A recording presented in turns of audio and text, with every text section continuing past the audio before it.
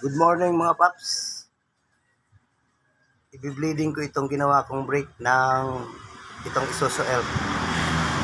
So, bago natin i-blade, kailangan check mo muna natin yung kanyang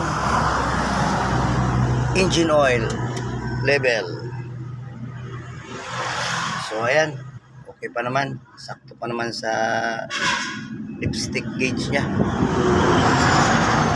Next, syempre, huwag kakalimutan yung radiator.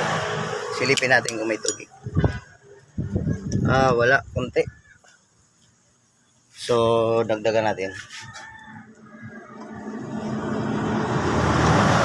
Kailangan bago paanda rin, pareglado lahat. Unang-una yung engine oil, tubig. Yan, importante yan. Bago tayo